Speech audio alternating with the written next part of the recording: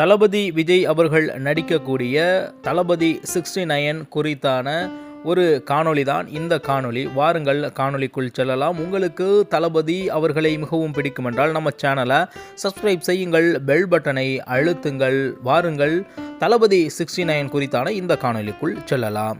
தளபதி 69 அனைவராலும் எதிர்பார்க்கப்படக்கூடிய ஒரு மிக பிரம்மாண்டமான திரைப்படமாக இது இருக்கும். மேலும் தளபதி விஜய் அவர்கள் அரசியலில் இறங்கிய பிறகு நடித்து வர இருக்கக்கூடிய கடைசி படம் என்று அவர் கூறியிருக்கின்றார். அதன்படியே இது கடைசி படமாக இருக்கின்றது. எனவே ரசிகர்கள் மத்தியிலும் பொதுமக்கள் மத்தியிலும் இந்த திரைப்படம் என்பது மிகப்பெரிய ஒரு எதிர்பார்ப்பை ஏற்படுத்தி காத்திருக்கின்றது.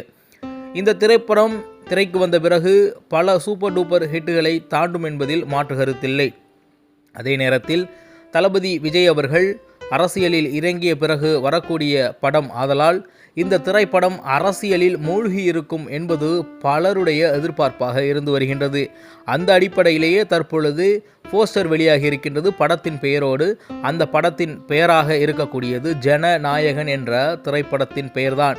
ஜனநாயகன் என்றால் உங்களுக்கே தெரியும், ஜனம் என்றால் மக்கள், நாயகன் என்றால் நாயகர்கள் என்று உங்களுக்கு தெரியும். மக்களின் நாயகர் என்றுதான் இந்த திரைப்படத்திற்கு மறைமுகமாக பெயர் சூட்டி இருக்கின்றார்கள்.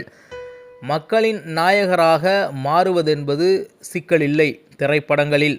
அதே நேரத்தில் மக்கள் மனதில் நாயகர்களாக, அரசியல் களங்களில் நாயகர்களாக மாறுவதென்பது மிகப்பெரிய சிக்கல்களை கொண்டிருக்கின்றது.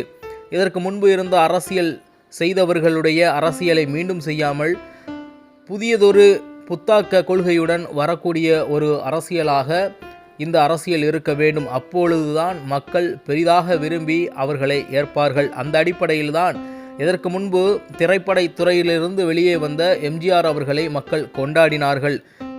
தேமுதிக தலைவர் கேப்டன் விஜயகாந்த் அவர்களும் திரைத்துறையிலிருந்து வெளியே வந்த பிறகு மக்களால் கொண்டாடப்படக்கூடிய ஒருவராக இருந்தார் அரசியலில். ஏனென்றால் தனக்கென்று தனி ஒரு கொள்கைகளை வகுத்து இந்த இருவேறு தலைவர்களும் செயல்பட்டு மக்கள் மனங்களில் மக்கள் நாயகராக நின்றார்கள். அந்த அடிப்படையிலேயே தளபதி விஜய் அவர்கள் அரசியலிலும் மக்கள் நாயகனாக வலம் வருவதற்கு வாழ்த்துக்களை கூறுகின்றது நமது தமிழா செய்திகள். சரி, மக்கள் நாயகன் என்று இந்த திரைப்படத்திற்கு பெயர் வைத்திருக்கக்கூடிய காரணத்தை நாம் அறிந்தோம். அரசியலில் முழுமையாக ஈடுபட இருக்கக்கூடிய நம்ம விஜய் அவர்கள் தற்பொழுது எடுக்கக்கூடிய இந்த திரைப்படங்களிலும் வசனங்களிலும் சரி, திரைப்படம் உள்ளார்ந்து நாம் கவனித்தால் திரைப்படங்களிலும் சரி பல்வேறு அரசியலின் திரிவுகள் இருக்கும் என்பதை நம்மால் உணர முடியும். நிச்சயமாக இந்த திரைப்படம் தமிழ்நாட்டில் அரசியல் ரீதியாகவும் மக்கள் ரீதியாகவும் ஒரு தாக்கத்தை ஏற்படுத்தும் என்பது அனைவருடைய, முக்கியமாக விஜய் ரசிகர்களுடைய, மேலும் தாவேகா தொண்டர்களுடைய எதிர்பார்ப்பாக இருந்து வருகின்றது.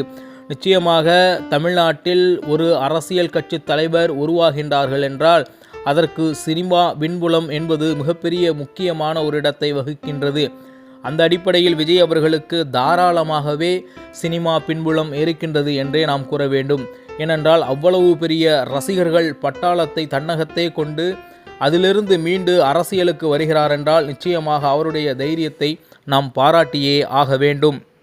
மேலும் தளபதி 69 ஜனநாயகன் திரைப்படம் தமிழ்நாட்டிற்குள் வந்து ஓடும் பொழுது அதனுடைய உண்மைத்தன்மையையும் மேலும் அதனுடைய வெற்றியையும் கொண்டாடும் விதமாக ஒரு புதிய காணொளியை வெளியிடுகின்றேன். அதுவரை உங்களிடமிருந்து விடைபெறுவது உங்கள் தமிழா செய்திகள்.